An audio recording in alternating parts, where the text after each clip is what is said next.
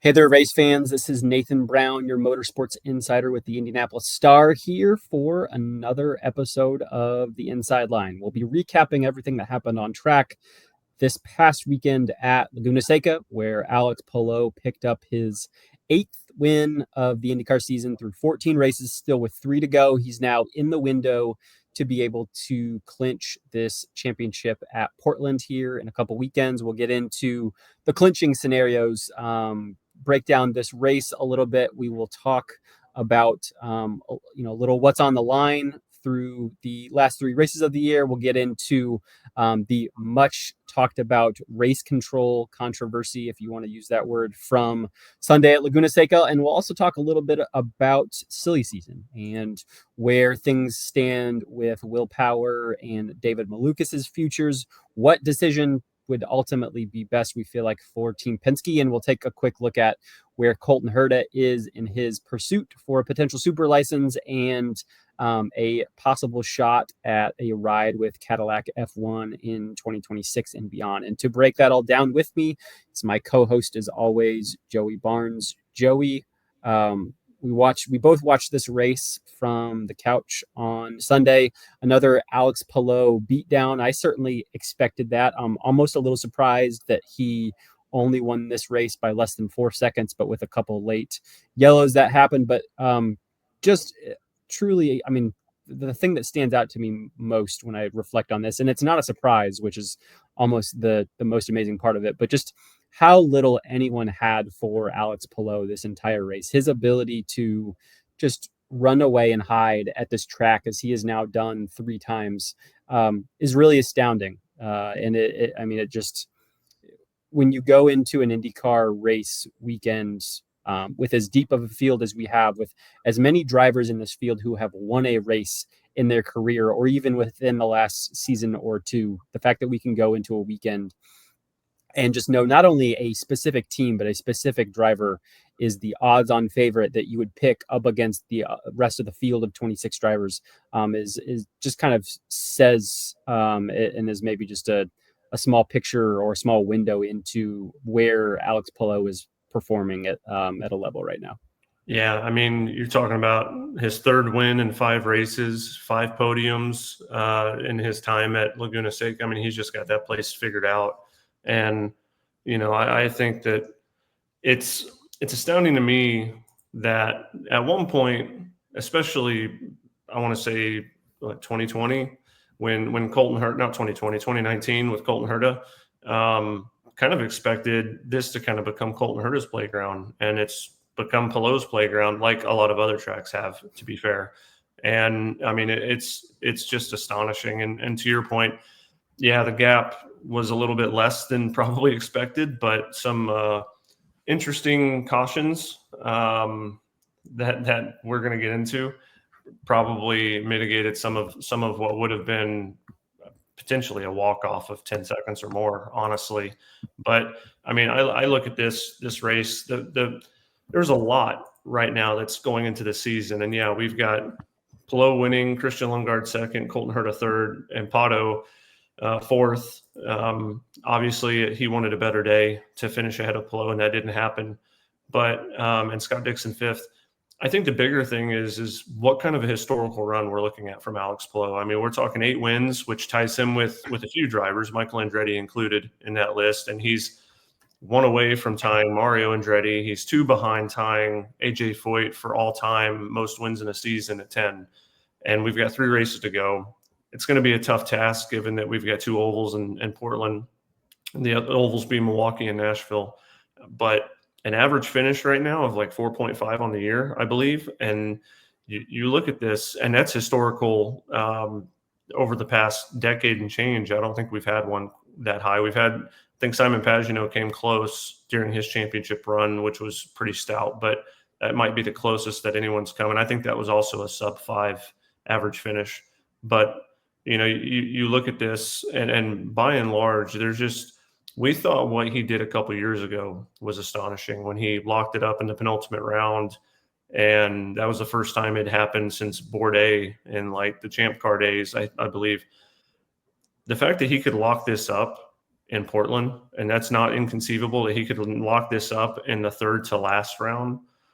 And there's no double points. There's nothing like that. The fact that it's just straightforward, it's remarkable. And I know that some people can look at the dominance and look the other way or snub at it, and they could even say, well, we need to find ways to not let this happen because it's stinking things up.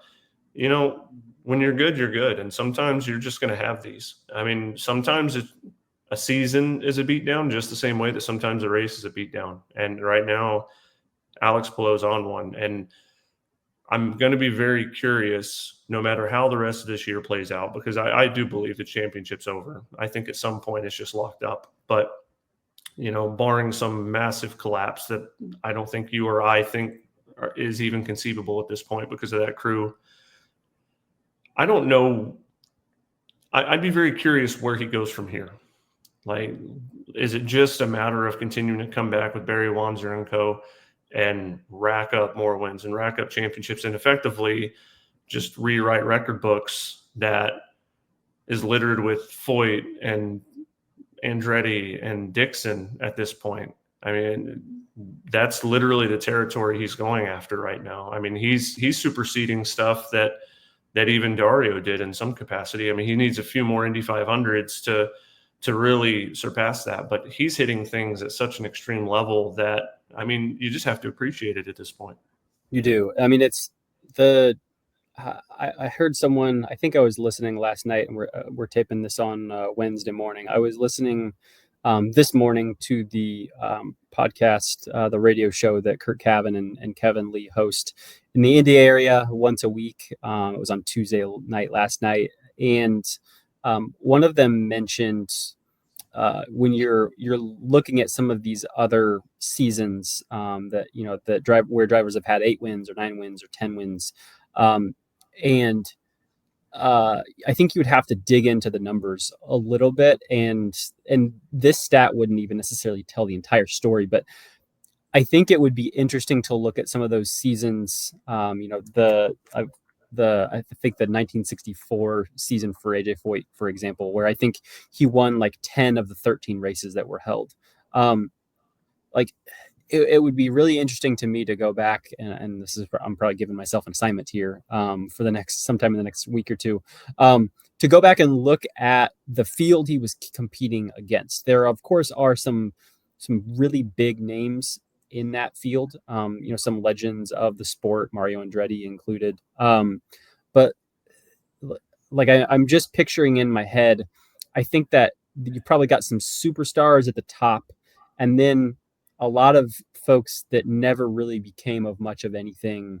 Like they're, I guess the short way of it is, I think that those fields in the, say the 60s and 70s, where so many of these 8, 9, and 10 win seasons came, were fields where there were, say, maybe really top heavy. You had some superstars of the sport, some legends that we know, on a first name basis, but then also some folks that only competed in a handful of races or weren't around very long. And that's not to say that all the folks that are in this 27 car full-time field in IndyCar right now are going to have 5-10 year careers in the sport. That's definitely not true. But I think, say, if you were to go back and count how many drivers in that field ever won an IndyCar race versus the number of folks in this field who have already won an IndyCar race or who will likely in the future, when you consider the fact that these cars are way more reliable than they were back then, from a mechanical failure standpoint, you had so many folks that would be running in a race and they should have been were the best car, should have won, and ultimately you have something fail in your car and your day is done. That's not to say that doesn't happen in 2025. We've seen it a handful of times this year already, but it's so much more rare. These cars are, though they're not completely out of the box identical to each other, this is a quote unquote spec series. There are some things that teams are able to tinker with to find some small advantages that ultimately make a big difference out on the racetrack. But the cars that folks are competing in today are far more similar to each other than they were back in the 60s and 70s. And so I just think when you think about the way in which the field, I think, is deeper, The cars are all more reliable, and they're just closer together. I think Alex Palou pulling off, say, a 9-win season this year is probably as impressive, if not more, than say the seasons that AJ Foyt put together in 1964 or Al Unser Sr. in 1970. If my numbers are right and AJ only ran 13 races that year, then yeah, you'd probably say, if he runs 17, then he probably wins 12. And Alex is obviously not going to get to 12 this year. But it's just this is truly going to go down as one of the most legendary seasons in this sport. And I've gotten past the point of thinking about how boring it is, or predictable, or lack of excitement that the season has had. And I'm not, again, not going to root for a driver, but I think it would be a cool thing to witness or a cool thing to cover, to see Alex Palou win at Portland and then go into the final races of the year with, at minimum, a chance to tie those records from Al Unser Sr. and AJ. I really don't think he's going to win both those short oval races and the race at Portland. He has won one short oval race, but he's not going to go into those races as the favorite. I don't think you can probably, at this point, where I don't think you could do this last year, I think you can now say he is among a small pool of favorites, but he is not the odds on favorite. But still, a win at Portland would make something really cool to see, and I think give us something to talk about and watch for, and almost kind of the maybe not the same level of tension as you have in a championship, but something really intriguing to go into these last races, assuming that this championship gets wrapped up at Portland. And I think there's a very good chance that it does. Just real quick, and this is just kind of a quick yes or no, but or not even a yes or no, but do you think he wins? Like, where do you think he ends up on the win total? Do you think he's done winning for the rest of the year? Do you think he wins one more and ends up at 9 by the end of the year? Or do you think he does pull off and tie or break? I don't have any reason to think he's not going to win Portland. Yes, they, as we saw at Toronto, they got down the wrong strategy hole, and that's always possible at a race. And I think they admittedly went, I think because they felt like at that track, though they started on pole, I don't think they, probably rightly so, felt like they were truly the best car on track from a race perspective. I think you still would have probably given that advantage to the folks at Andretti Global. And so I think they took a little bit of a risk on strategy and it bit them. I don't think they're in a position to have to do that at Portland.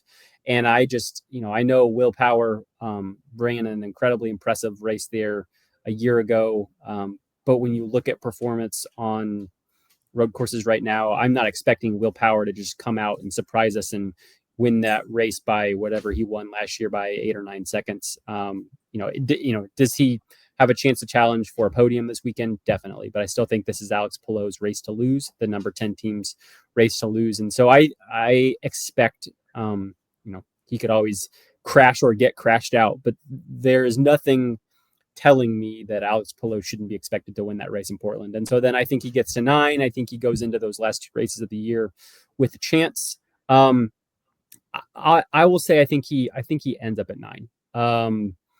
I think there's a chance he could win one of those last 2 races. We didn't really get, I don't feel like, a good chance to see how Alex would have performed. I'm going to check here right now because I don't remember off the top of my head where he finished in race 1 at Milwaukee. I know race 2 was when he had that hybrid issue that caught him out, where he had to fight I've got the results up now. So he finished 5th in race 1 last year at Milwaukee, which I feel like is pretty respectable, and probably a fair target for this year, quite frankly, kind of like Iowa was. Yes, he went and won the second race at Iowa. Was he the car that was the fastest on the day?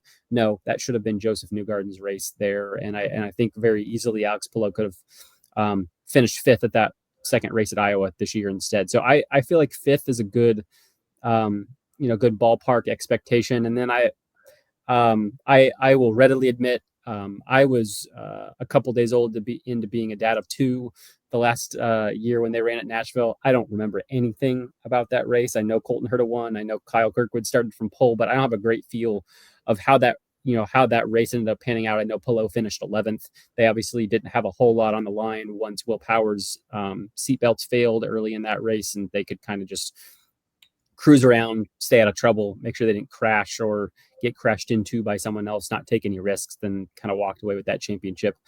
So I think I'll pick the happy medium. I think he finishes this year off with 9 wins. How do you see this shaking out yourself? Yeah, I would love to see the 10. For whatever reason, and this is going to be a little deflating and take some wind out of the sails, I think he's done winning for the rest of the year. And I mean, yeah, he very well easily could go and win Portland and even the next 2 races after that. But the fact that we only have 4 race winners on the year in Palou, Kirkwood, Dixon, and Pato, I feel like that's too few. And I feel like somewhere, some way, we get someone else different at some of these 3 rounds. The fact that we're looking at a scenario that none of the Penskes have won, Colton Herta hasn't won. Like, there's a lot of notable names that haven't touched victory lane yet, and so I just feel like the field. So who? I'll ask you this off of that. Who do you think is so out of the folks that haven't won a race yet this year, who do you think is most likely over this closing stretch to win one of these last 3 races? Oh gosh. I'll read you off some names: Christian Lundgaard, Felix Rosenqvist, Colton Herta, Marcus Armstrong, Will Power, David Malukas, Rinus VK, Scott McLaughlin, Santino Ferrucci, Christian Rasmussen, Joseph Newgarden. That's down to 15th in points. And I think you could probably make an argument that there's maybe some small chance at least that any of those 11 drivers have a chance to win a race over this last stretch. Yeah, I mean, Joseph feels like the cop-out answer for the ovals, right? I mean, and I don't necessarily want to go. I'll say Christian Lundgaard at Portland, and the only reason is because we saw where the pace was at Laguna. We've seen where the pace is whenever they're at the road courses in particular, and he was stout at the road courses. So I think that's probably his best chance to break through and get a win in his first year with Arrow McLaren. So I mean, I'd probably lean Lundgaard. But I mean, obviously, I'm not going to rule out Armstrong. I'm not even going to rule out Felix, to be fair. I think Felix can be quick at any of the last 3 races. I mean, I think the pace could easily be there at Nashville as much as it could be at Portland for someone like Felix. So, that's just kind of my thoughts on that. I mean, it's not that I don't want to see it. I'd love to see it with Palou. Just from a historical sense, I'm very much like you. It'd just be kind of cool to be present for and to see, because I mean, how often do us from our generation look back and say, man, it would have been cool to be like alive in the prime of the Mario Andretti era and the AJ Foyt era and Roger Ward and Lloyd Ruby and the Unsers and whatnot. So I just feel like it's a chance for us to kind of have our own moment of greatness to watch. But yeah, I mean, so you look at these seasons that we've had, and this is from the IndyCar media guide, and these are all from 1946 and beyond. I think that's kind of the way that most of their statistics are logged, because things get a little bit fuzzy, I think, when you get before I guess that would be pre-World War II. So Sebastian Bourdais, 8 wins in 2007, the final year of Champ Car. I'm not one to, he won 8 races that year, was not against a very deep field. Just about everyone that was going to merge over to the IRL or IndyCar post split was there, except for his team for the most part at Newman Haas. So that one maybe comes with a small asterisk, only because you think about those fields being split. So Al Unser Jr. did it in 1994, the second to last year before the split in kart. Michael Andretti in 1991, Mario Andretti got 8 wins twice in 96 or in 66 and 67. Tony Bettenhausen in 1951, and then you've got a 9-win season out of Mario in 1969, the year he won the 500, and 10-win seasons each for AJ Foyt and Al Unser Sr. in 64 and 70, respectively. So I am currently 33 years old, only 2 of these have happened since I've been alive. I mean, good Lord, Mario Andretti had a hell of a stretch there. Seriously. Yeah, 8 wins in 66 and 67 and 9 in 1969. Good enough for 25 wins. Oh, and I don't even know what he did in 68 over a 4-year stretch. I mean, that's it's better than what Alex Palou has done, but it's almost kind of approach when you're trying to think of, put into context this 5-year stretch from Alex Palou since he's been with Chip Ganassi Racing. I mean, that's kind of approaching that, that helped Mario ultimately get to that. What he have 50? Is it 52 wins for Mario all time? Yeah, I believe it's 52 because he's got poles. Is it 67? Well, I'm the one with the rule book or the history book. Yeah, 52 is the number there. So just briefly, because we do have to actually talk about the race a little bit more. We're talking about Palou's championship stuff. To put a bow on this, you had it earlier when we were talking off pod. Just give a quick just summary of for everyone. What does Palou need to lock up this championship? What does Pato need to keep this alive? Yeah. So we're going into, we've got 3 races to go now. So this is the first time this year that Palou has actually been able to go to a race and have a chance to close out this championship. It's weird. It's kind of wild to think about this. And I know we're talking about caveats, and the racing happened as it happened. Alex Palou did make a mistake on track at Mid-Ohio, and the strategy kind of got away from them at Toronto. But there's an alternate reality where Alex Palou doesn't make that mistake at Mid-Ohio. He doesn't lose the 10 points that he lost by finishing second instead of first. And there's also, I think, a reality where instead of finishing 12th and getting, what was it? Probably like 20 or 21 points, something like that. I still think there's a realm in which he goes and is able to win this race if some things pan out a little differently. And Alex Palou could have left Laguna Seca and had the championship clinched with 3 races to go. I know the last time outside of Palou in 2023 that a driver clinched with multiple races to go. I think you mentioned potentially a champ car situation. Those aren't as fresh with me in my mind. I know the one that we've oftentimes referenced. I think I remember referencing it leading up to 2023 with Palou. Was Dan Weldon clinched the championship still with 1 race, so he clinched it at the penultimate round.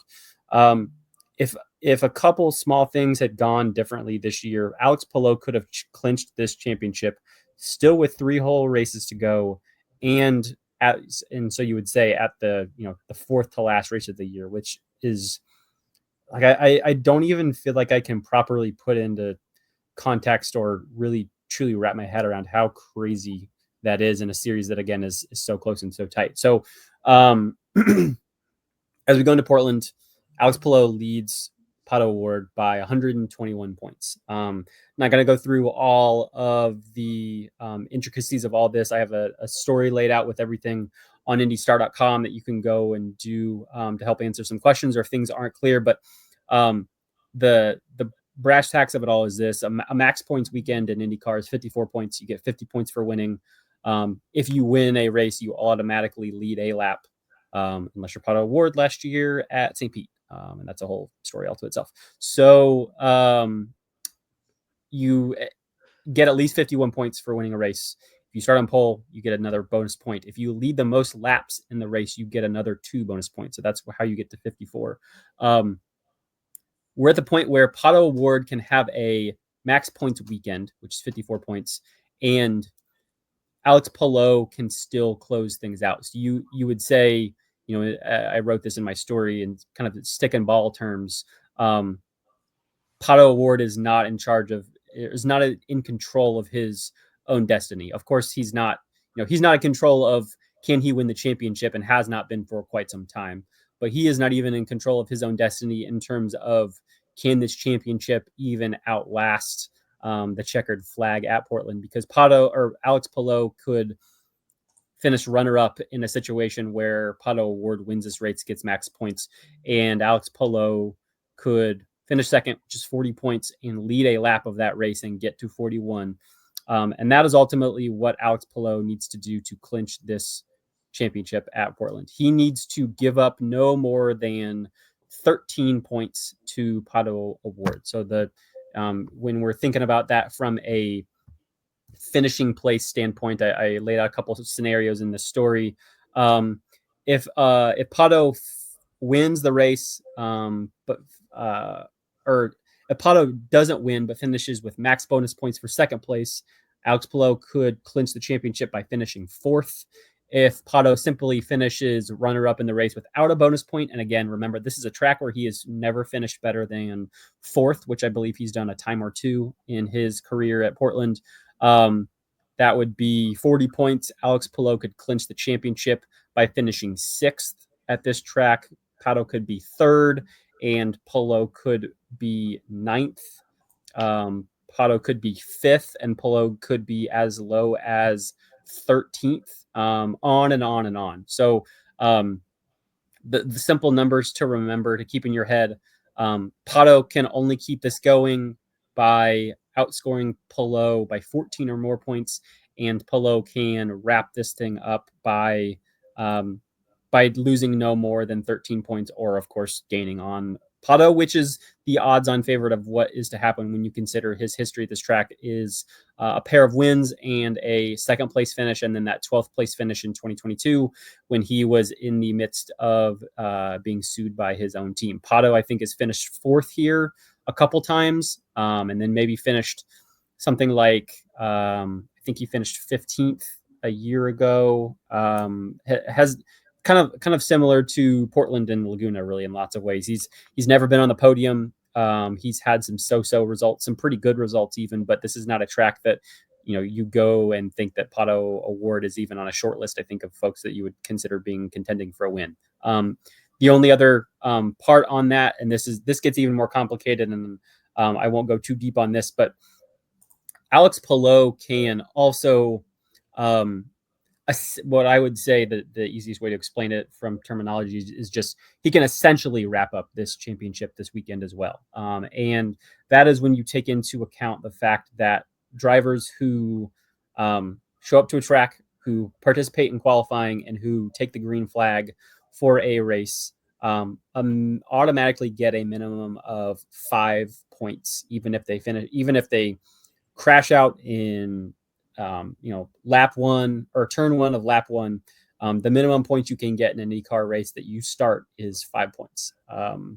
There's the whole half point situation where if you qualify for the race and you don't take the start, like Nolan Siegel in the number 6 car at race number 2 at Iowa last year, you get half points. That amounts to 3 points. We won't go into that, but the way in which Pato keeps this championship going past this weekend is if he leaves with a gap of no more than 107 points, but he must leave with a gap of no more than 97 points if he is to have any sort of a remote chance that also includes Alex Palou actually starting the final 2 races of the year. So you get those 5 points automatically. So that you get to that point, and all of a sudden you're talking about if Pato wins and gets max bonus points, Palou can all but wrap up the championship by finishing fourth. He can, if Pato, say, finishes runner-up in this race for 40 points, Palou can finish as low as 13th and essentially wrap up this championship. So that gives you a sense of just how close to done this is, as long as Alex Palou doesn't crash out, doesn't have a mechanical failure, doesn't have what happened to him at race 2 at Milwaukee last year, where he finally started the race, whatever it was, 20 laps down. As long as we are not talking about something out of Alex Palou and the number 10 team's hands, I'd say what we saw at Toronto, finishing 12th, is probably as bad as things could get when they are just in control of their own race and nothing outside of just strategy going a little wonky goes against them. So when you're thinking about that, that could happen. And Pato O'Ward could even finish second in this race, and this could be basically all wrapped up, and we go to the next race knowing Polo has just got to start, and this is all set. So that's where things stand right now.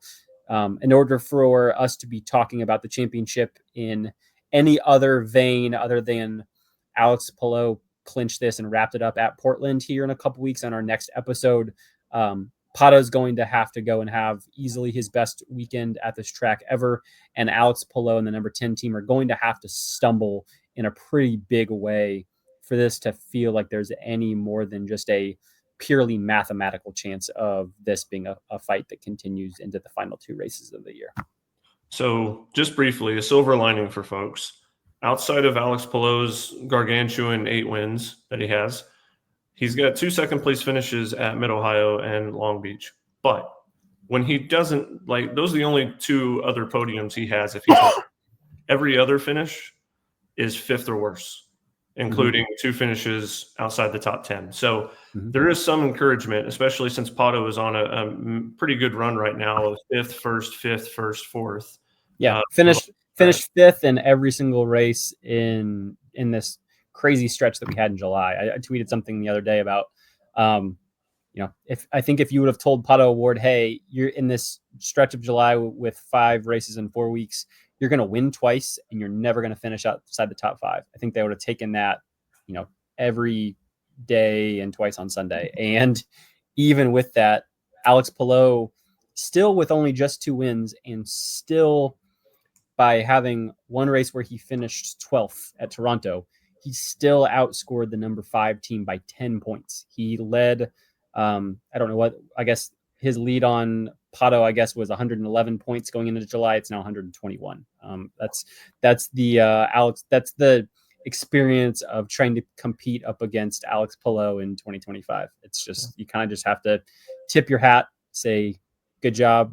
You guys are just better than us this year. And that's really all it comes down to. Yeah. So gotta touch on the race just briefly, and obviously talk about the elephant in the room, as I keep saying that phrase apparently on this show, which is the race control situation. So here's what we got, though. We talked about the top 5 earlier: Palou, Lundgaard, Herta, Pato, Dixon. Great run for Cal Milot. Yeah, Scott Dixon with the most Scott Dixon finish possible. Start 19th, play the strategy game perfectly, and find yourself in the top 5. That's kind of like the Scott Dixon. When he's not winning, that's just kind of that's why Dixon is as good as he is and has had so many finishes inside the top 4 or 5 in the championship over his career, is because of days like Sunday that kind of get overlooked. But it just felt like that needed to be mentioned there. Yeah, no. I mean, Dixon doing Dixon things, and Callum Ilott also doing Dixon things. Doing Dixon things, that's right. To 6th. So another in successive weekends, the best finish for a season best finish for him, and also for Prema. And then you've got Will Power in 7th, Marcus Armstrong 8th, Christian Rasmussen 9th, Scott McLaughlin 10th, Joseph Newgarden 11th. I'm not going to go through the full running order, but here's what I will touch on, because there's a few big moments that kind of impacted this. I think it's important to note a couple of things. One, Alex Palou led 84 laps. The only other driver to lead was Nolan Siegel, who was impressive and out front for 11 laps, but before just kind of faltering down to 18th.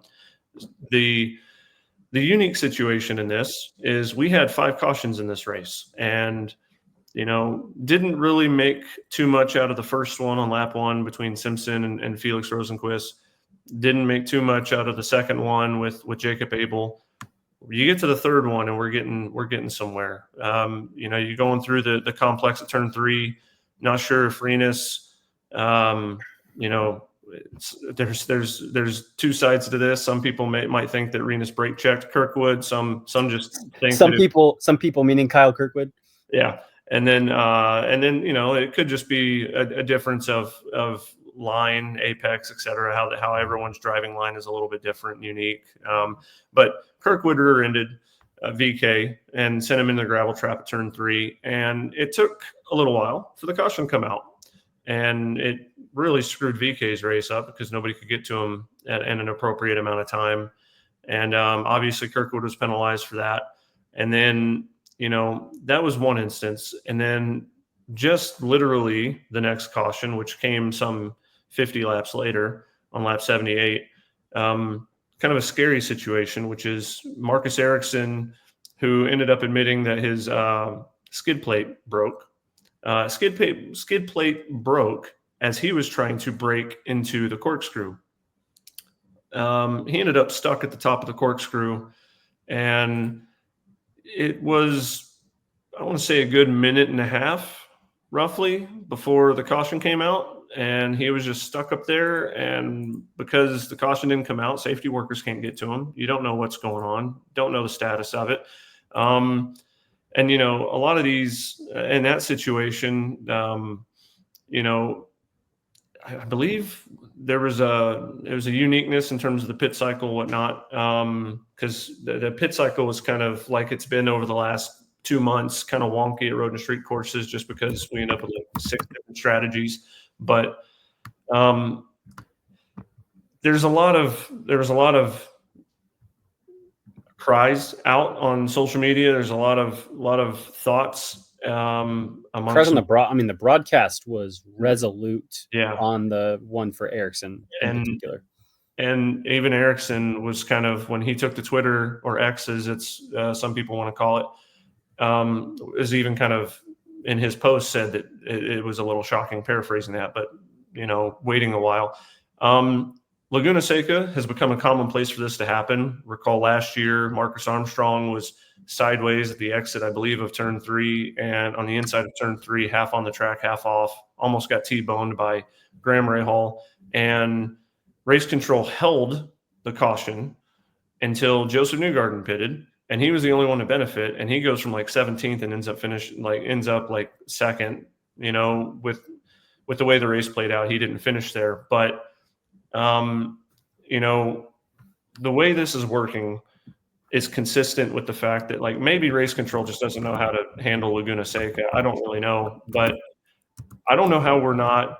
If you're going to hold the caution, how come you're not letting guys finish their out laps? That's number one. Like, if you're going to hold the caution, then and it's during a pit cycle or a pit sequence, then you need to let guys finish their out laps so that no one actually gains an advantage, because somebody's always going to gain an advantage if you don't.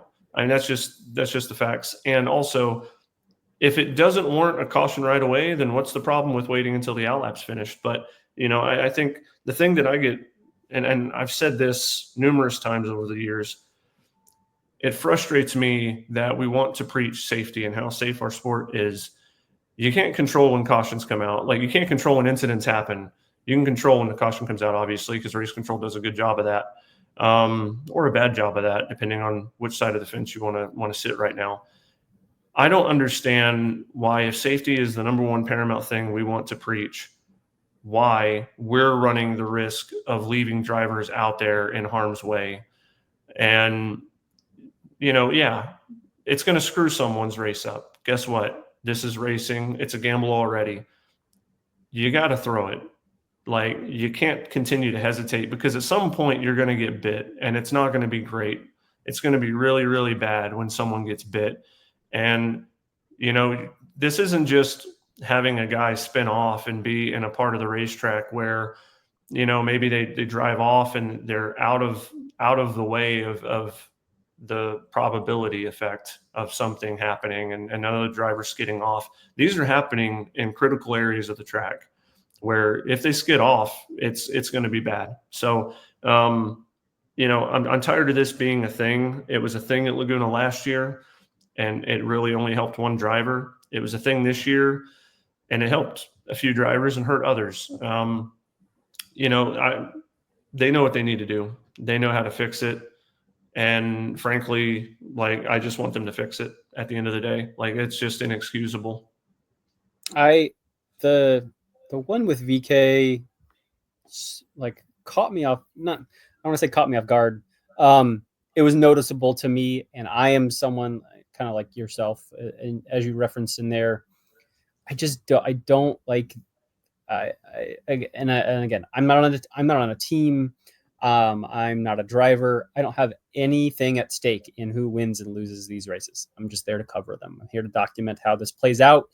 And so I would say that you and I maybe, and I don't want to speak for you, but I think it's probably fair to say that we maybe lean a little bit more heavily on um, the safety side of things and just wanting to ensure that no one is injured in a situation like this, because that would just be it'd be a terrible thing for the sport in so many ways. But the Renus, like, and I really don't super like but he was in a place where a car's not going to get. Well, a car got there.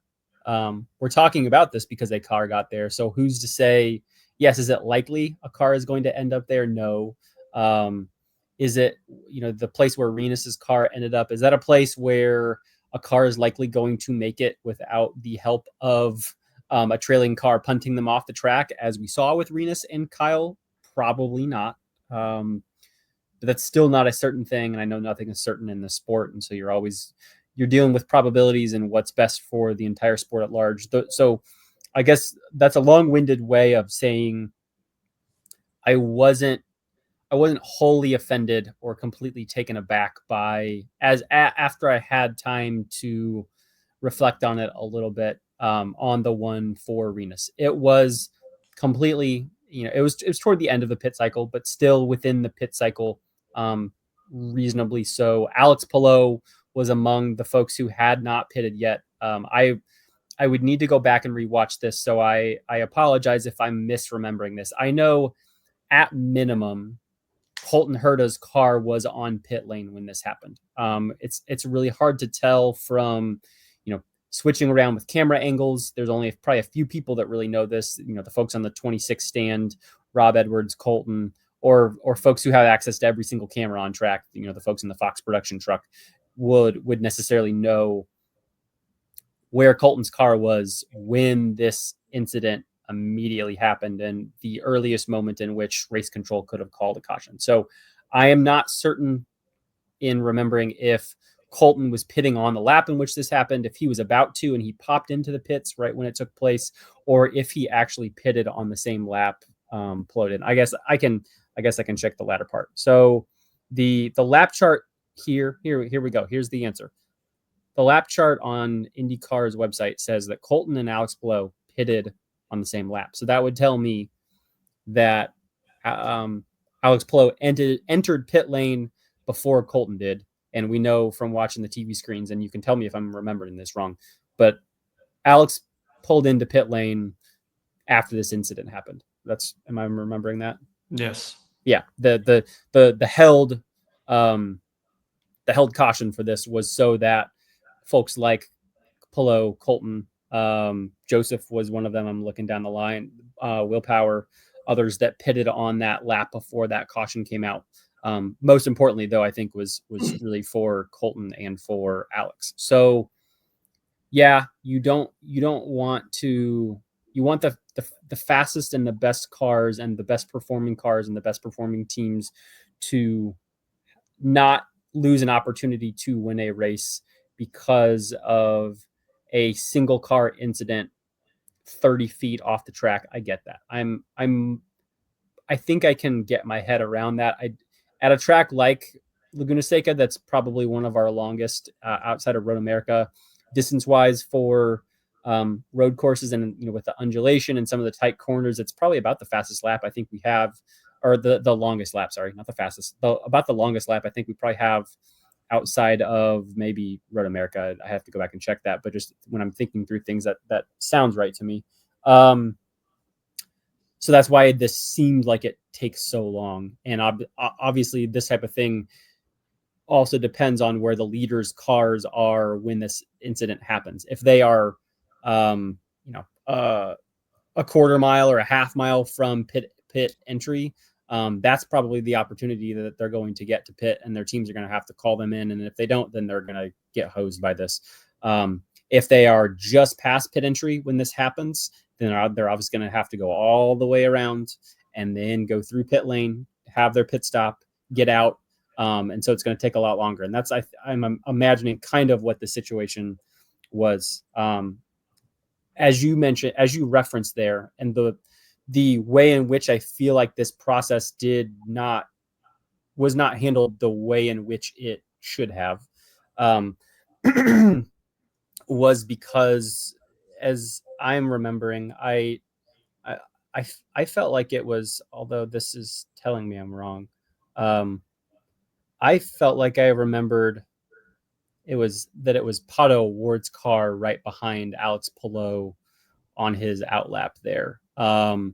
If I'm misremembering this, I apologize, but I feel like I remember from watching this back yesterday that they basically let Palou, or maybe it was Colton. Now that I'm looking at it, I think it was Colton. So maybe it was Colton. They basically let them do like the first 2 or 3 turns of their outlap, and then through the caution. So Colton and Palou didn't have to go and run their entire outlap where they're on cold tires, and someone like Pato Ward, who is on hot tires, who had pitted a couple laps before and was trying to do an undercut, where they are going to have that opportunity in that pit sequence to try and pass them. They obviously didn't jump them by pitting early and getting on new tires and running running around on maybe some faster laps, potentially with some clean track, as you see happen at some places. But there still was an opportunity there for Pato Ward to take back what would have essentially been second place in this race, by getting a full laps chance to try and overtake Colton when he was on cold tires, and managing and trying not to run off track and deal with Pato Ward being right on his gearbox. And so when you throw that yellow flag there, it's not all that different essentially from throwing it right when these guys get to the pit exit line, which I think we've also seen sometimes too, where they don't even have to go and do their outlap, which is even worse in this scenario. So that was where I felt like race control really erred there. The second one you mentioned was, and you can touch on that even a little bit more and kind of describe the situation, was far more egregious and is something that I think really needs to be addressed. Are you talking about Ericsson being stuck at the top? Yeah, I mean, absolutely. I mean, just kind of touching a little bit on it of what I said earlier, it was just like, it didn't really know what happened. He just veered off course. So you have no idea if it's, even though these drivers are incredibly healthy and good, you don't know if it's car related. You don't know if maybe there's literally something. Like one of the thoughts that I have whenever a driver goes off randomly like that is it a solo health situation where there's you got a health scare of some sort and they're pulling off out of the best interest of everything. And then, but to sit there and have a guy stranded at the top of the hill, I mean, there's been some horrible accidents historically in that corner at Laguna Seca. And the last thing you want to see is somebody going into there. And I mean, heaven forbid if somebody loses their brakes, right? I mean, it looked like he may have lost his brakes. We found out it's a broken skid plate. But if somebody else was losing their brakes and just shot through that corner, I mean, that's going to be a really bad situation. And so the fact that you're going to hold the flag when it's a situation that is that vulnerable, I just. And it wasn't even in a pit. It wasn't even in a pit sequence. I looked at. I've got the lap chart in front of me right now. BK's was the only one that was during the pit sequence. And there was no one even on like a weird pit strategy. The only car that pitted under that yellow ultimately was Marcus's car that eventually didn't return to the race. So it was 100% inexcusable then. I mean, I think it's inexcusable, period. I don't give a pit cycle or not. I think you throw the caution because it's the right thing to do. Yeah. But, so I think the issue here, and I will readily admit, I am about 24 hours from going on vacation for a week here. I've got a lot of stories I've been trying to wrap up. So I wasn't at the racetrack. I wasn't in the media center. So I didn't have the ease of going to, IndyCar officials and asking for an explanation. It sounds like maybe there was an explanation given in the press conference that was a pretty blanket statement. Nothing super duper introspective. But I think the some of the reason given for the one on in Ericsson's case specifically is I think race control was saying that they were waiting to and expecting and wanted to give a chance for Marcus to be able to refire the car and drive off with the hybrid. And can't do it. It's a broken skid plate. Well, I think there's a certain amount of time where that excuse is valid.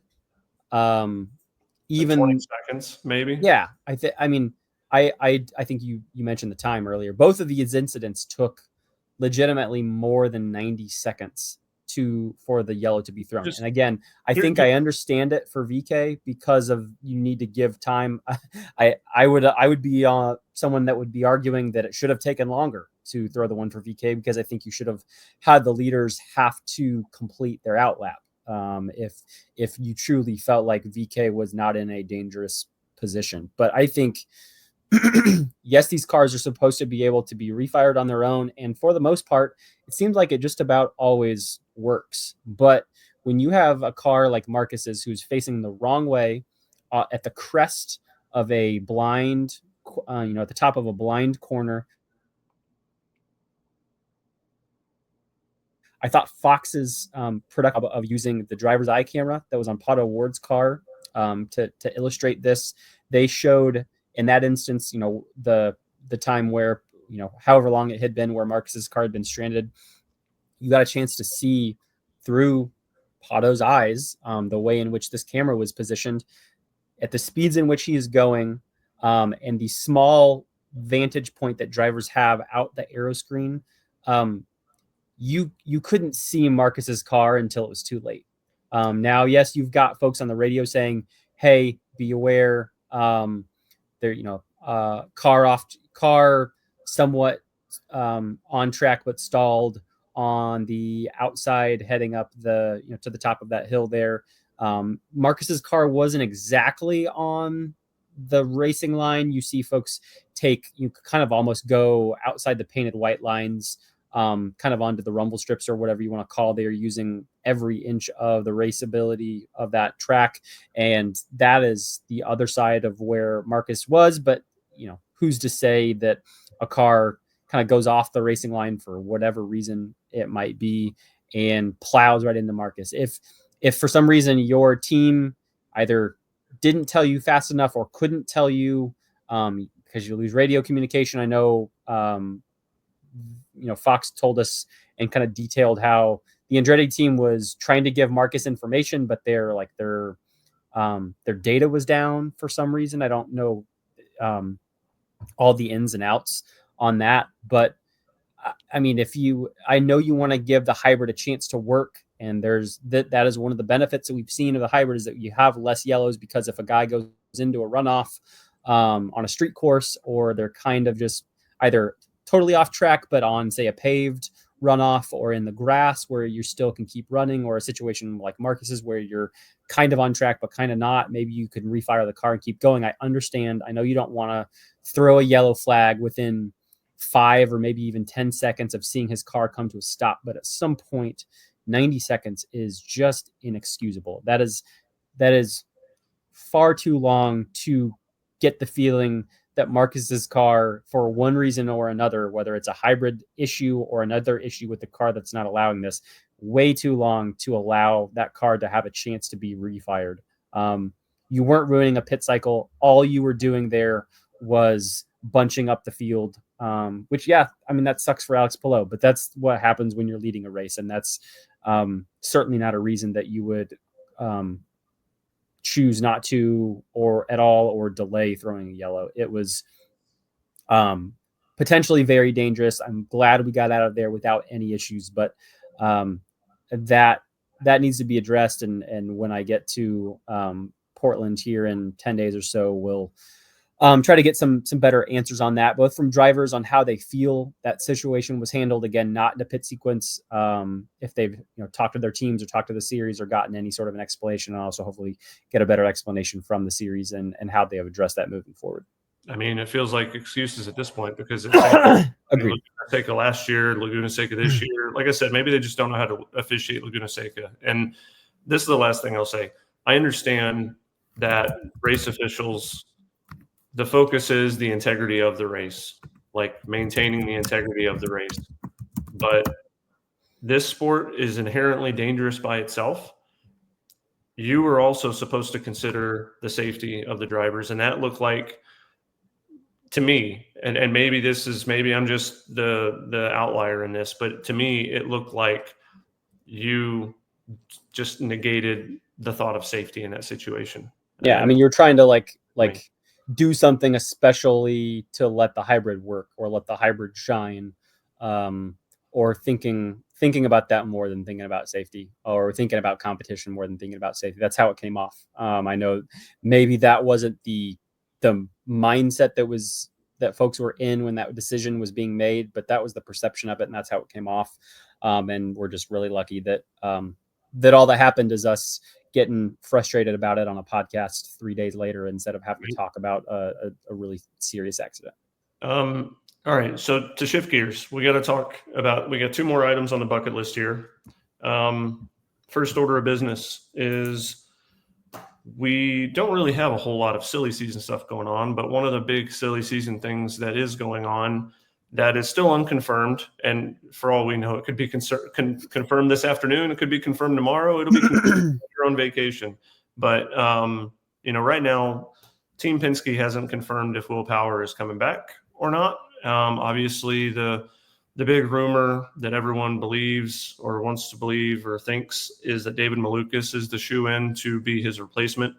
And, there's a lot of mixed feelings on that, obviously, because you've got Will Power, who's been there, helped the organization through a lot in the early days when Elio had his tax problems, legal problems.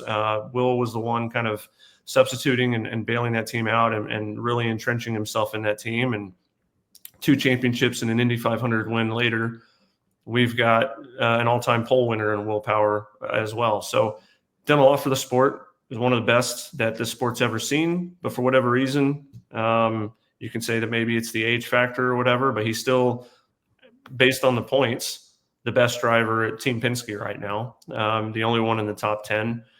How do we feel about what his future holds right now? Because it's currently up in the air.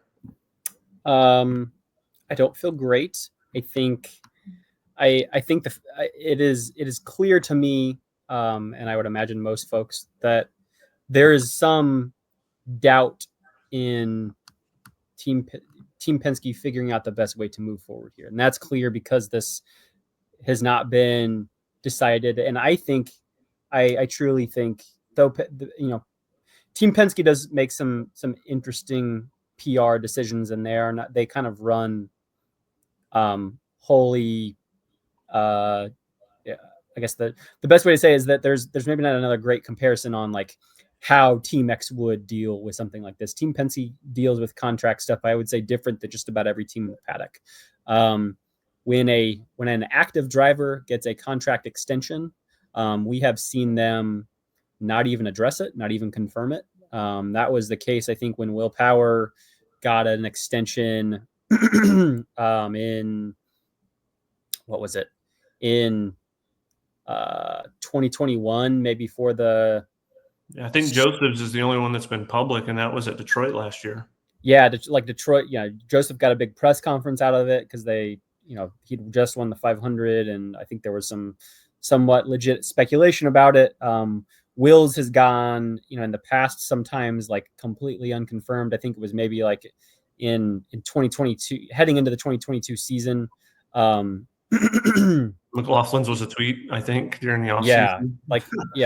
The one I'm trying to think about for Will, maybe it was entering 22. He had gotten one. Maybe I'm mixing seasons up here, but I know there have been instances either where Will got one and like didn't really talk about it, and the team didn't confirm it. There's been a situation, I think it was for Will in the start of 2023, coming off of his championship, which we knew was going to happen, but the team didn't announce it, and Will finally like told a reporter or two in stories and kind of semi-addressed it. So this is all to say that there's not a hard and fast way in which Team Penske's dealt with stuff like this. I know when, say, for for example, when Simon Pagenaud left the team, he was not able to say anything and not able to announce that he had joined Meyer-Shank Racing until after the season was over with. And I think I remember waking up, and I think there was some sort of maybe it was just announced that he was joining Meyer-Shank Racing, and nothing really came from Team Penske. I think it was like the day after the finale in 2021 at Long Beach. So this is the type of thing where if Will is not coming back, I don't think we'll get a formal confirmation until the season is over with. If they re-sign Will to a new deal, I think it will get out. I imagine it probably gets out regardless. I mean, by the end of that 21 season, we had a pretty good idea that Simon was not returning to Team Penske and that he was going to Meyer-Shank Racing, if memory serves me correctly. So I imagine, this paddock is pretty loose-lipped, and there are ways in which to go about talking to the right people to try and report the story out. It's something that I will be working on. It's something I know a lot of people will be working on over the coming weeks. But I don't think the team will formally announce or confirm anything until the season is over, unless they decide that Will is coming back. And I would imagine that would be to clear the air on that, to get Will to stop being asked about it, because he's going to be asked about it in every single opportunity, at every bullpen, at every press conference, at every time folks are talking from TV or talking to him, whether publicly or privately. People are going to be wondering about this. And so the longer this goes on without him being able to say, yes, I've got an extension, the more questions are going to go. And frankly, I think the more likely it is that he is not returning there. And it's, if I had to guess right now, I think it's almost a tough thing to navigate, because I come from a standpoint where I feel like, I don't have any money in Team Penske. I don't know what the sponsors are asking for. I don't know what the deal is that they either, wink, wink, nod, nod, or verbally agreed to with David Malukas, or what they actually agreed to with him on paper, if that does truly exist. I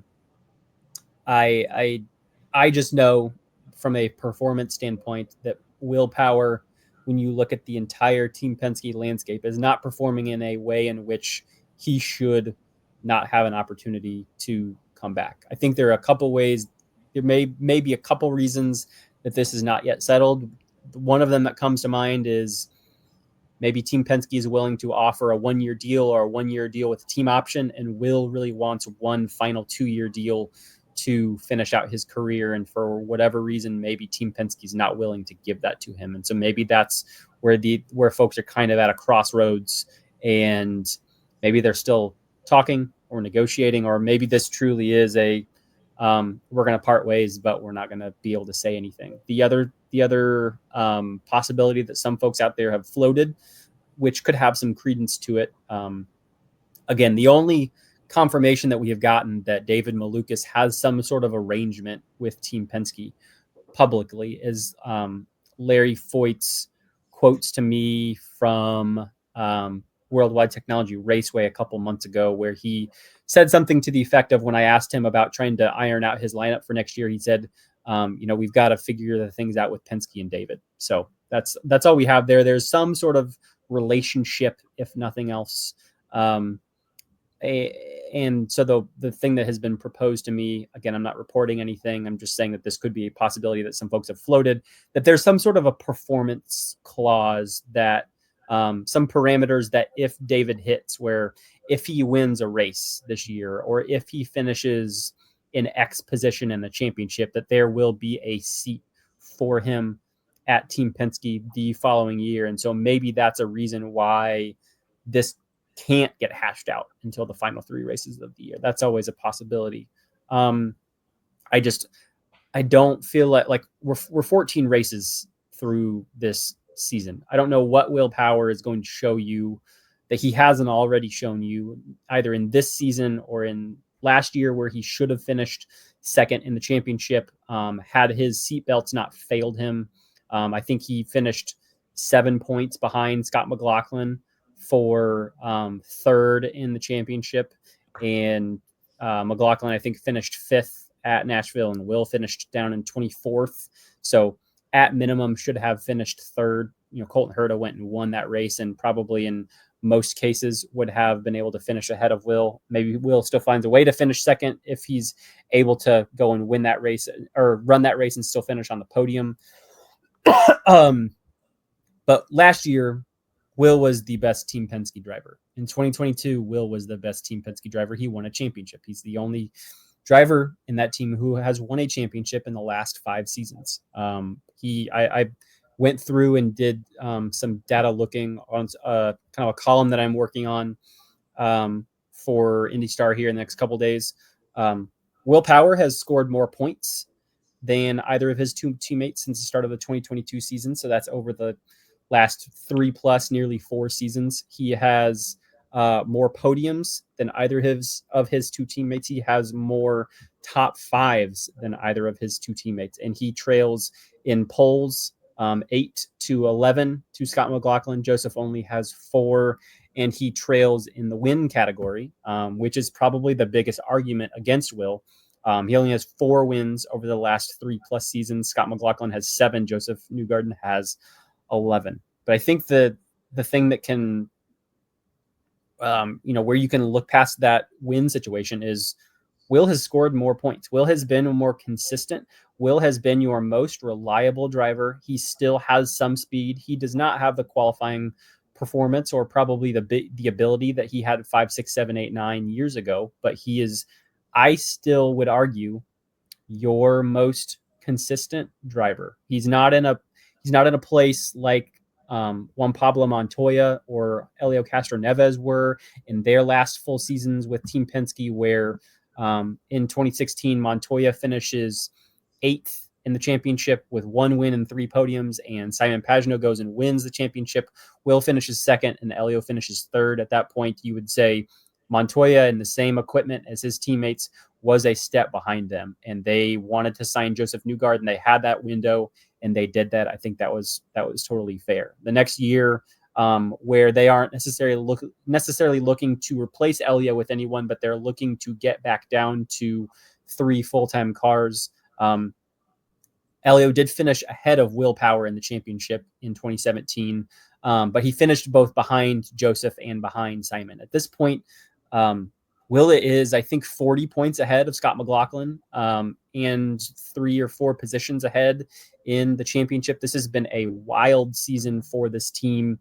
I don't think you can go and argue, well, Will's 9th in the championship, because his two teammates in similar situations in a year where all of them have been caught out by things that have happened, some on the track, some off the track, some completely out of their own control in the way in which this team is, been thrown for a loop in 2025. Will is been the one that's been performed in the best under those circumstances. I know he told us earlier in the year that the best way, and really what he felt like at the time, the only way he felt like he could ensure that he would return was to go out and win races, because that's the expectation at Team Penske. And I think there's something fair there, but in a year that has gone so completely against any and all expectations for that team, both inside and outside it, I just don't see how you could argue that you would move on from Will unless one of those scenarios that I mentioned, where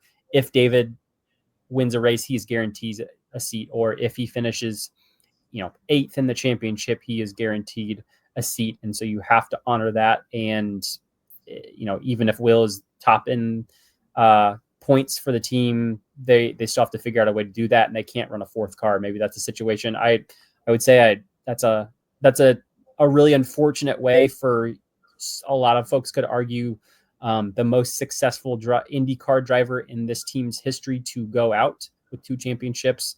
The leader in polls, 40+ wins at the team, 1 Indy 500 victory, all around just an incredible driver who's raced here for more than a decade and a half. I would hate to see that end that way. But Roger Penske has a history of getting off of guys right as or right before they're really kind of falling off a cliff, for lack of a better term. And I hope that's not the way in which this ends for Team Penske. But the fact that we're near the start of August and things have not been hashed out yet, you certainly have to wonder if it's at least a possibility.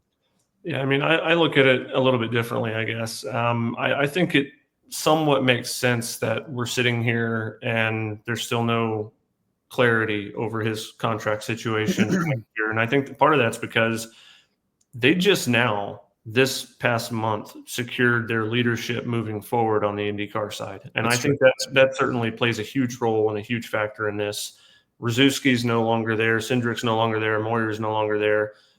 You're dealing with different people. And Do Good goes from just working on the IMSA program to effectively the overarching guy for everything but NASCAR. So, I think that certainly plays a huge role in why we're kind of in the situation we're in. And now we do have a break in the schedule where maybe folks can take a breath and maybe this all gets hashed out between Laguna and Portland. Exactly. But I will say this with as it relates to David Malukas, this isn't to say that I don't think David Malukas can't be a Team Penske driver at some point. I don't think that next year is the right time to pull the trigger on that. And part of the reason I say that is this. Scott McLaughlin, he showed you that he could be, a Bathurst winner, a V8 Supercars champion over in Australia. Will Power, he showed flashes of his speed in Champ Car. Obviously, he was incredibly strong and had basically a 3-year or a 3 race deal to replace Elio, and goes and takes pole at Long Beach and finishes runner up. Yeah, and here's the other end of that. Joseph Newgarden in Sarah Fisher Hartman Racing Equipment, Carpenter Fisher Hartman Racing Equipment, Ed Carpenter Racing. Whenever the final takeover happened, before he was a Penske driver, he got 3 wins. He finished 7th in the championship and 4th in the championship, right before the 2 years before he ended up signing for Penske. And I look at David Malukas, and I think that there's flashes there. The runner-up at Indy obviously comes to mind. We've seen his speed. He could very easily go and win Gateway 3 times now because of the speed that we've seen out of him there. I need to see more consistency of that speed, and it's not a knock. They're affiliated with Team Penske. AJ Foyt Racing is. When Joseph was doing his thing, there was no affiliates. They had the partnership, obviously, with when Sarah Fisher, Hartman, and Ed Carpenter came together for that short bit. But I need to see more of that. I think it'll happen. And you know what? If he doesn't win a race, but he goes on and let's say he podiums the last 3 rounds, and then cool. And I understand it from a marketing standpoint with David Malukas. I understand it from an appearance standpoint of how good that could be with the brand and for Team Penske and stuff like that. I would just like to see a little bit more time. And, I think the things that I'm curious about are, could this be just merely a ride swap? Could this be a Malukas in Power's Car Power at Foyt? Who foots that bill from a financial element? The backing, does Roger put his own money in that? Miles Rowe has officially won a race as the Penske diversity driver, and Indy Next has officially won a race at Iowa. His ascension continues. Does Penske continue to fund that for another year in Indy Next for a 3rd consecutive year, or is it time to move him up? How does that affect things? We know that Miles Rowe and Will Power are extremely close. It'd be kind of interesting to see if they end up teammates at Foyt, and then you have to wonder what happens to Ferrucci. So we were talking about it off pod, and I think Will's coming back. Let me just go ahead and get the long-winded thing out of the way and say I think Will's coming back in his seat for at least one more season. And then maybe after that one season, you're dealing with your Indy one-offs and maybe playing around with sports car programs or doing whatever Will wants to do. But so I do think it'll be like maybe a 1-year extension. But let's assume for a second that Malukas is in that seat. He's not going to get the ride swap to go to Foyt. So let's put Foyt out of the equation for this question. Where does Will Power go if the under this bit? And we don't have to spend a whole lot of time on this, but I think anybody's going to want to consider Will Power if they can do it, and you might even boot one of your guys if it means one or 2 years with Will Power. I think Prema could be considered. I think from a Chevy team standpoint, that's probably the best bet for him to stay in the Bowtie family if it's not going to be remaining at Foyt. And we know that Prema was interested in Newgarden. So them playing around with Penske drivers is certainly nothing new. But if he goes to the Bowtie or goes to Honda supported teams, there's not a lot of that. I mean, we don't know what the status is of Jacob Abel at Dale Coyne. A VK power lineup would be kind of interesting, and Michael Cannon being over there and the affiliation of Cannon and Penske knowledge, so to speak, from his partnership time with AJ Foyt and Penske last year. So I can't see him going to a Honda affiliated team personally. I think they've got a lot there to play with VK and the current lineups they have, and Andretti's already having a headache of what to do with Dennis Hauger at this point. So, if it's not at Penske, I mean, where do you think he goes? It's tough. I mean, you went through a lot of the options there. There's not where this cycle of contracts. Formula One is kind of dealing with a similar situation right now, where George Russell, a driver at Mercedes that should go back there, but is still doesn't yet have a contract signed yet, as far as I'm aware. There's just not a whole lot of options for him to go without breaking ties or breaking a contract or buying someone out of a deal. Once you start to open up that Pandora's box, there's a lot of options that would open up, but it's strictly going on what seat is available. There are just not a whole lot out there. I mean, we can run through them really quickly. You touched on them, a lot of them already. AJ Foyt Racing, is this just a ride swap? Does Miles Rowe take one more season in Indy next? If you're Penske Entertainment, are you willing to fund that for one more year to give Miles? I would say typically, certainly in Formula 2, I know a lot of folks look down upon a driver who goes and finally wins a championship in the third year. There, you're kind of really expected to, if folks feel like you really have what it takes to perform in Formula One, you either win that championship as a rookie or as a second year driver. So doing so as in a third year isn't as impressive as doing it in your first or second. But Miles has won one race. Does he go back to Indy next one last year to say, this is do or die? If you have to show us that you are an overwhelming championship favorite and perform like it. That I think there's a chance there. So that's maybe the best case scenario for Will, I think. And I think it is worth saying that Roger Penske has a history of taking care of folks within his ecosystem after they move on from some opportunities, whether it is giving Montoya a 500 only ride in 2017 with the IndyCar team, and then opening up a spot, kind of keeping him in line for the sports car program in DPI that Penske launched with Acura. Kind of doing a similar situation with Elio Castroneves and giving him 3 Indy 500 one-off opportunities from 2018 to 2020, along with that sports car opportunity. I think Elio's got some sort of a car dealership situation with Penske. I think there are a lot of opportunities. I won't get into all of them, but where Roger has looked after folks that have been integral parts of that organization. And so maybe there's a chance where AJ Foyt Racing obviously doesn't have a sponsor lined up, because I think there are a lot of folks that believe that whether Roger is outright funding it or steering funding that way to help fund that seat for David Malukas this year, maybe there's an opportunity to do that again for Will. He's still got all the knowledge of Team Penske, and he's just, running for a different team and a different car number, and maybe has a potential to do just about as well outside of, working with maybe a somewhat different caliber of pit crews, I guess would maybe be the only major difference. You look at Andretti Global, I think the only opportunity there is if the team were to opt to part ways with Marcus Ericsson. Marcus has a 3-year deal at that team. I don't know the specifics of it. Maybe there are ways to easily get out of that after 2 years, unless he hits certain performance benchmarks. But the way it has always been described to me is it is a 3-year deal that goes through the end of 2026.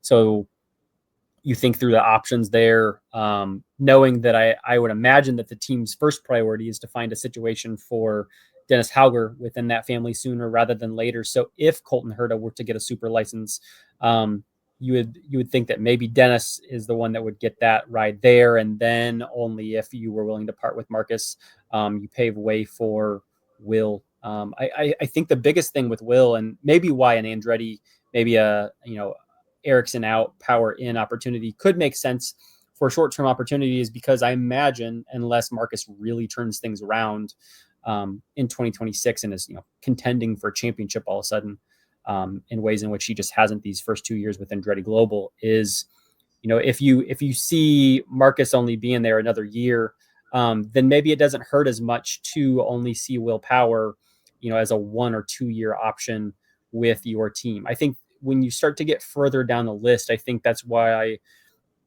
even though you would say on paper who is the best option for team XYZ for 2026, Will Power versus insert driver here, and I'll go through a couple options.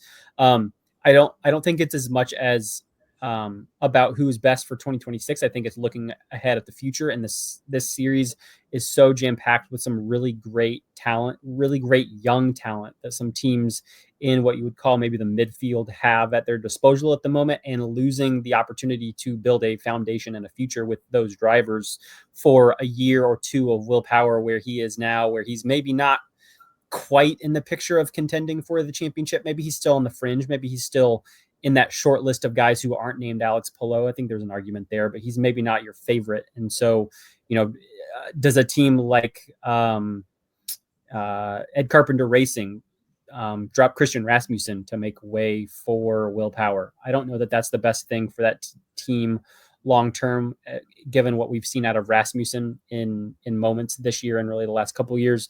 Does a team like Meyer Shank Racing move on from Marcus Armstrong, who has been, outside of guys who have won since the 500, I think you would argue he's been the most consistent and most productive of the drivers outside of our winners that we've seen post 500. Prema, even, I think they've got two great young talents. I think that team is still obviously hindered a little bit from just being a first year IndyCar team and a championship that is so competitive with a car and an engine formula that their competitors have all had their hands on for a minimum of 4 years, some of them a decade, some of them several, some of them even longer than that. Are you going to toss away a future with Callum Ilott and Robert Schwartzman for a year or two with Will Power? I think that would be a tough decision to make. And then Grosjean is their reserve driver too. Let's not forget. Yeah. And then you look at Ray Holderman Lanigan Racing, similar position.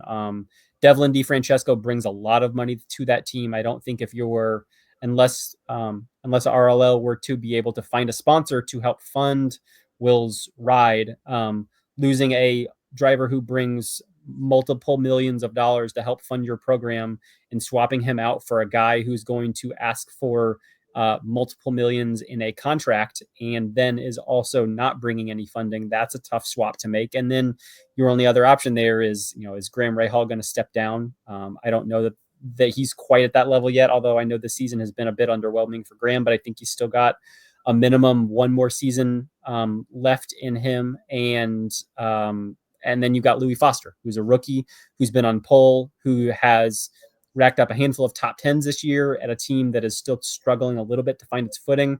Giving up on a future with Louis Foster when you already lost Christian Lundgaard for a year or two of Will Power, I just don't know that that's the best move for that team in terms of its long-term future. So that's why, when you hear us talk about why this Will Power situation is so complicated, it is because there are so few opportunities out there that feel like slam dunks for Will to move on to, and for Team Penske to say, we're going to move on from you, but here's a soft landing point. I ultimately, if I really had to pick today, I think I end up in the same spot as you.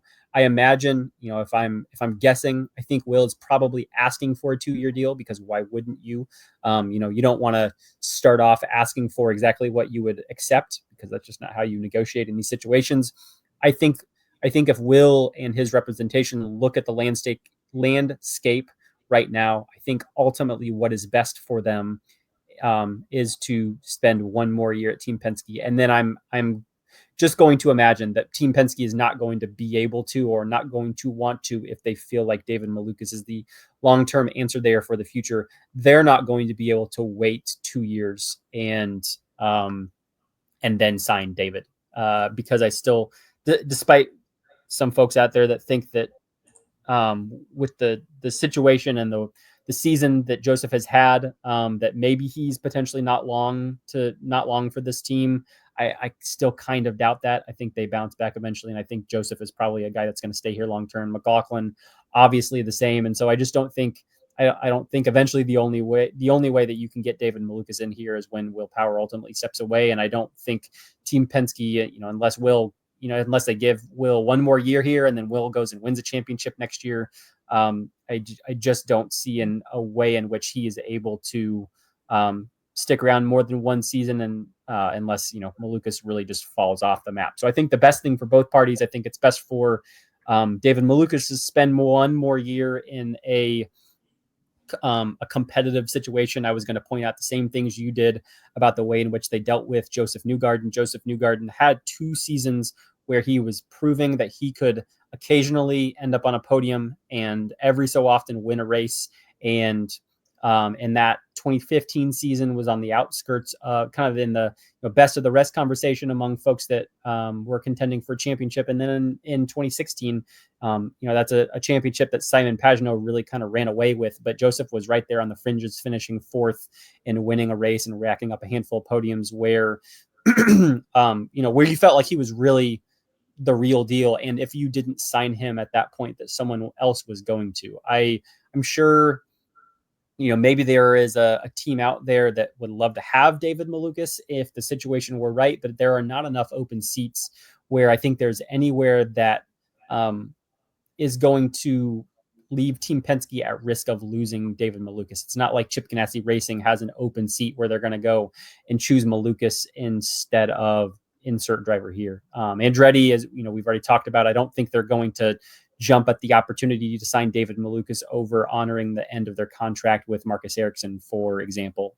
David Malukas isn't going back to Arrow McLaren. And so Team Penske, I don't think, is at an urgent risk to need to sign David Malukas right now. And I think, as we've talked about, I think Will Power is gives them the best opportunity to compete at the highest level next year. And I think another year not in the pressures of running for Team Penske is ultimately the best thing for David Malukas. And then we get to next year, and I think I think there are a lot more opportunities that could open up for a Will Power if, say, maybe you don't win a championship, but you still finish in the top 4, the top 5. I think there's a lot more seats that are open. And so ultimately, even though I'm sure Will would love to have the job security of a 2-year deal, assuming that that's what they've been asking for, if there is any sort of a crossroads or kind of a place where the two sides have not been able to get on the same page or get on the same terms. If that's how any of this has gone, maybe it's just been a delay in getting the leaders in place in Team Penske, like you mentioned. But I think that's the best thing for all parties involved. Will to stay in the 12, Malukas to stay in the 4, and then assuming things that play out without some version of the extremes of Power winning a championship or Malukas falling off the deep end and really underperforming next year, I think maybe Malukas ends up in that 12 in 2027, and hopefully as long as Will is continuing to show that he's a race winning contender and a guy who can rack up podiums and still finish within the top 5 or top 6 of this championship, that there are some more opportunities out there for him at the end of next season. Yeah, and Malukas would only be 25 years old in Yes. 2027. I mean, that's the other thing that to take into account. You hinted at it. Seems like a good segue to put a bow on this. But, you hinted at the super license situation with Colton Herta. That's the last thing that we needed to touch on today. Went into this season, we all kind of were aware that he needed to finish 4th in points or better to just be automatically qualify for the super license points. Obviously, if he finishes 5th, I think you said this to me off pod, is that he needs an FP1 run. Correct. But then he would qualify with the FP1 run just with the way the super license points work. As it stands right now, he is 7th. He's within reach of 5th. 4th might be a little bit tougher, but we got 3 rounds to go. We haven't been on Herta watch for a lot this year. We talked about it a little bit earlier in the season, and then got preoccupied with Penske scandals part 2 and Indy 500 and Pelot's dominance and all that stuff. So I guess just here as we put a bow on this, just kind of how are we looking with this Colton Herta? and do we think that he's going to be able to do it and get the super license? I think ultimately, I don't have a great sense of where that team, from a specifically from a Formula One standpoint, what they're looking at, all the things that you read. I wouldn't say that I'm necessarily on the Formula One beat, so I don't know as much as some other reporters do. But from everything I read, it certainly seems like they are targeting one out of the two of Valtteri Bottas and Sergio Perez for what you would kind of call your lead driver role. Now, do I think that they will ultimately sign both of them? I think that probably gives them the best opportunity to get up to speed as quickly as possible. But I think I would argue if you are a team, I don't know that you're necessarily kind of like Prema, for example. They didn't obviously sign a veteran, although Kyle Amila has had some IndyCar experience. They kind of went two fairly young drivers, one driver with some IndyCar experience, one with none.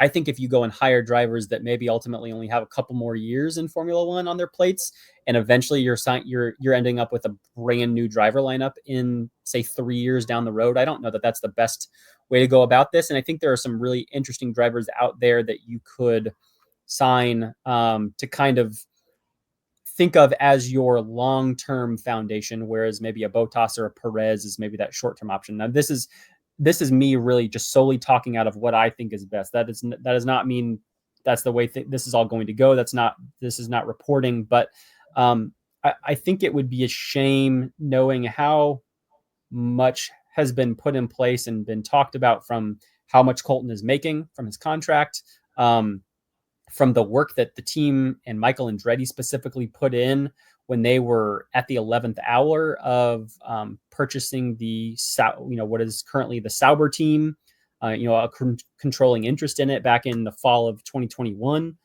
where Colton was, nearly had an opportunity there.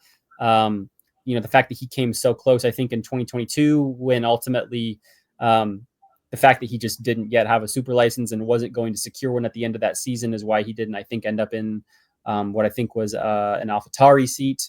It would just it'd be a shame for Colton Herta to finally secure a super license and be eligible for a ride and be in a team that could, where his, the same folks that own and operate the IndyCar team could give him that opportunity. And for that to not happen, I would, that's a big career shift for Colton. You are,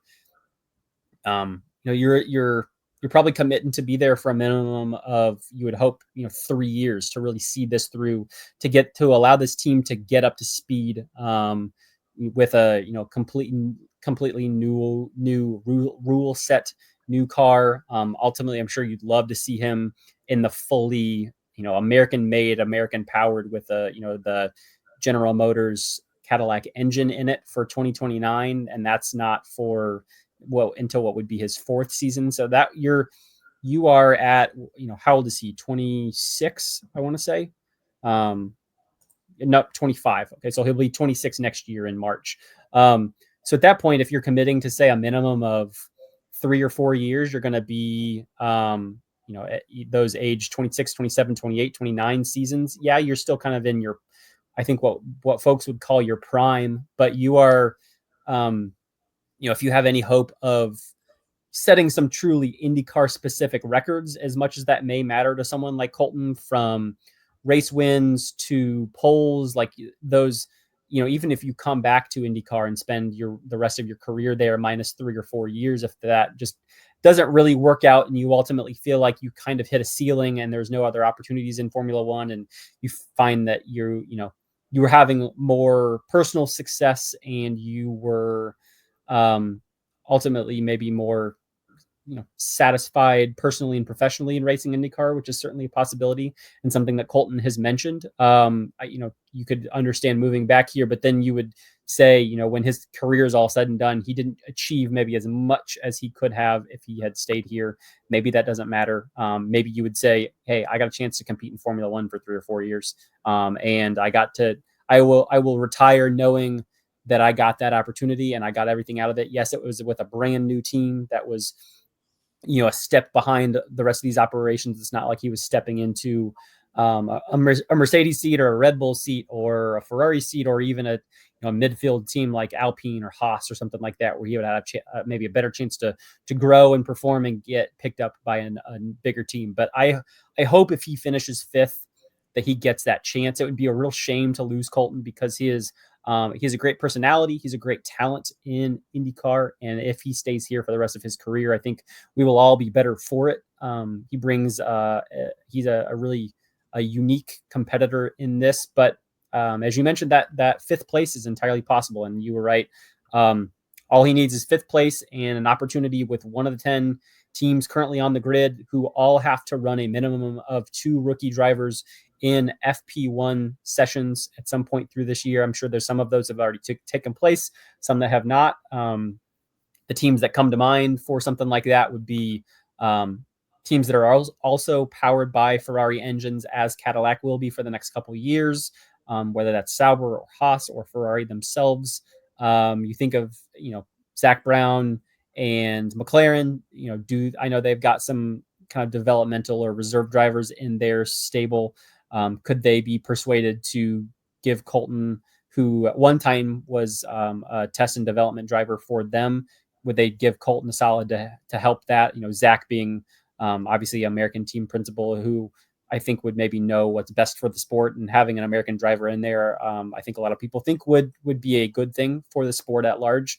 But as you mentioned, the points thing makes that not a sure thing. He currently sits 7th.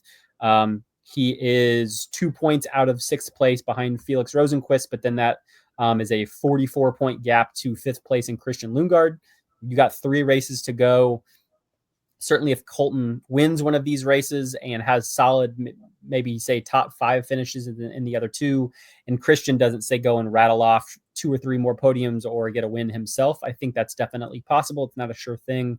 Kyle Kirkwood is then an additional 20 points up, so that would be 64 points out. That would certainly take a lot. That would take a really strong finish for compared to a teammate that's got the same equipment, that's won 3 races already this year. That's maybe a little bit of a tall task, but I hope Colton gets there. I hope this is something that we can talk about and debate about and see how it ultimately takes place, because if it doesn't, there will be, I'm sure a qualified, credible driver to take that seat. There's also an American out there in Jack Crawford, who I don't have off the top of my head on where he has to finish in the Formula 2 championship, but is very much in the realms of being able to secure himself a super license and be an American driver, who's been competing on the tracks that Cadillac will be competing on next year, who's been in a car that's maybe a little bit more similar, has been in Formula 1 machinery, either from, on a simulator or in testing, or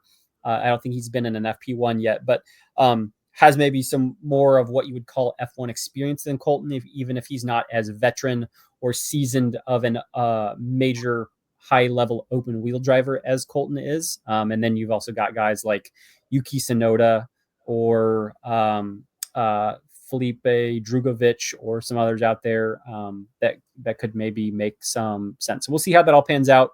That'll definitely be something that we'll be keeping an eye on with Colton here. And as long as he doesn't have a really, really rough finish at Portland that would kind of end those possibilities, I think that's something that we could be on the line, kind of like, does Alex Palou get to 10 wins, that we could be following as a pretty major storyline going into the season finale at Nashville.